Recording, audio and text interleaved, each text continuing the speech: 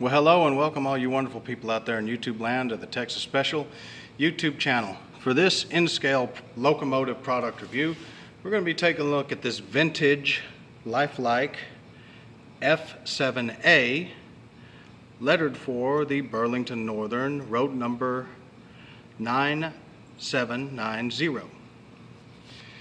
Now, as you can see, this does actually have the box to it. So, or jewel case, whatever you want to call it. To open it, you push right here to disengage this locking tab right here from the lid, lift it back, and off it comes.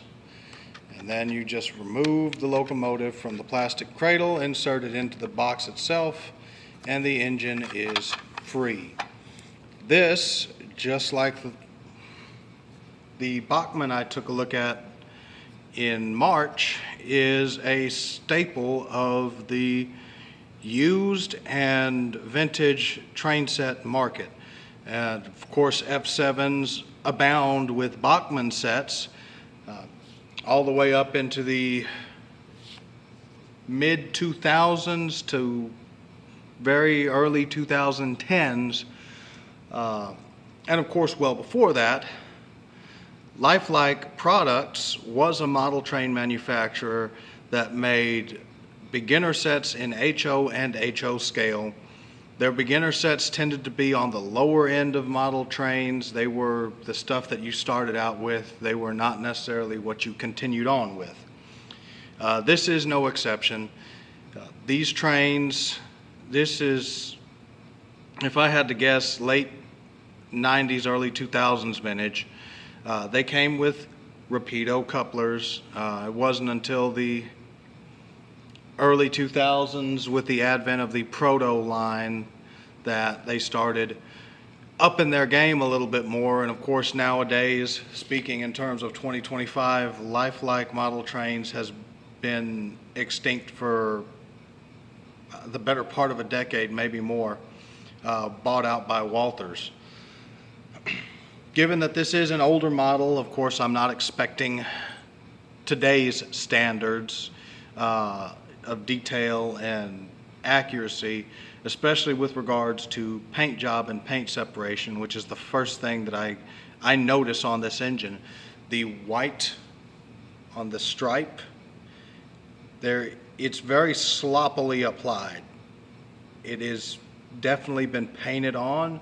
I'm not sure if that if a stencil was used or a rubber stamp was used at the factory, but it could have been done a lot better even by late 90s, early 2000s standards.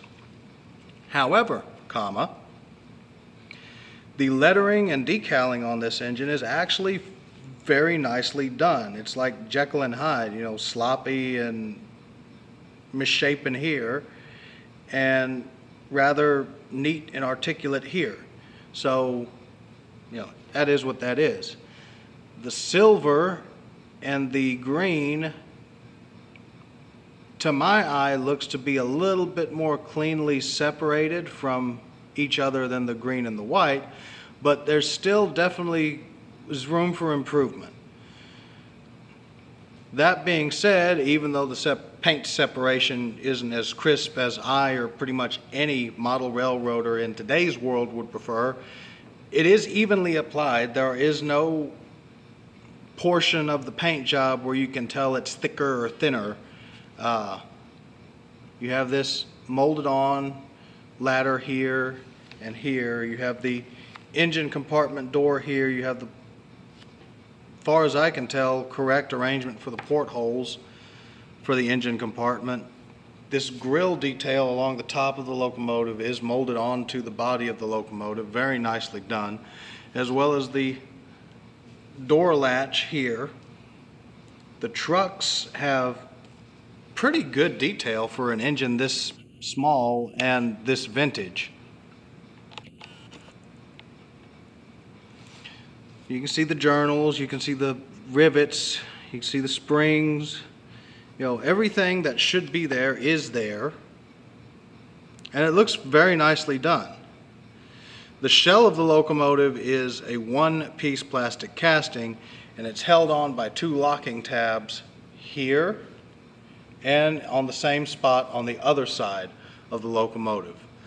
The frame of the engine is a metal frame, which is also where the weight of the engine comes from. You have these two separately applied single chime air horns, which is prototypically correct. We come around and look at the business end of this bad boy, you'll notice that number one, the rapido is missing, which in my mind is an improvement, but something that drives most rivet counters crazy is you have this big, huge chunk of the pilot missing. Big, huge chunk. It's just an open window. That is to allow the truck-mounted couplers to sway around tight curvatures you would expect from a starter set. Again, the white on the safety striping on the front of the locomotive is not as cleanly done as I would prefer, or again, any modeler at 2025 standards.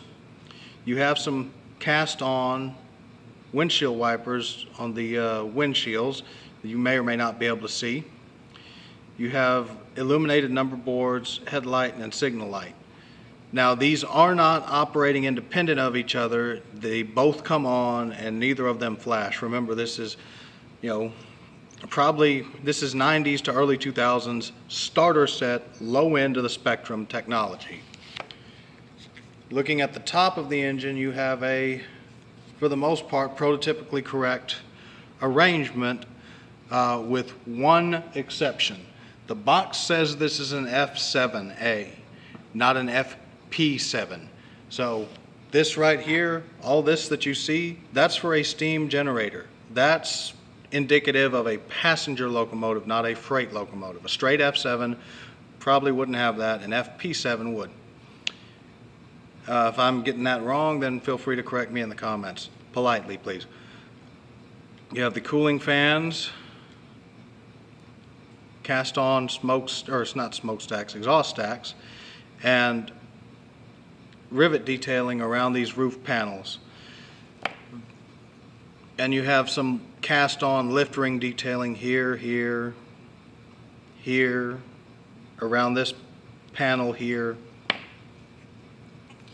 If we look at the rear of the locomotive, you will see a somersault, sideways somersault. You'll see the remaining rapido coupler on this engine, as well as the correct engine detailing and some molded on MU hose attachments here. The door is cast on, of course it doesn't move, but you do have some nice rivet detailing on the door, and you have this little slick back design that's intended to help with aerodynamics. You've got these cast on classification lights here. And that's pretty much it. This is a DC locomotive. This is a vintage DC locomotive. There is not a whole lot of room underneath the shell of this thing. It could be made to be DCC, but it would take a lot of work with regards to milling and lathing of the frame to make space for a DCC decoder, and that's not to speak of a speaker and a capacitor or resistor if you wanted to make this a sound-equipped DCC locomotive. The engine does feature 8-wheel electrical pickup and traction. So it's 8-wheel drive and 8-wheel pickup. We are going to throw this bad boy on the Tate Proving Grounds and see how it does with a roughly half-dozen car freight train. It could probably do a lot better than that because of the weight of this thing. For an N-scale locomotive, this thing is heavy. But then again, the vast majority of underneath here is either motor, drive shaft, is either drivetrain assembly or frame. There's not a whole, as I said, there's not a whole lot of space under there for auxiliary items.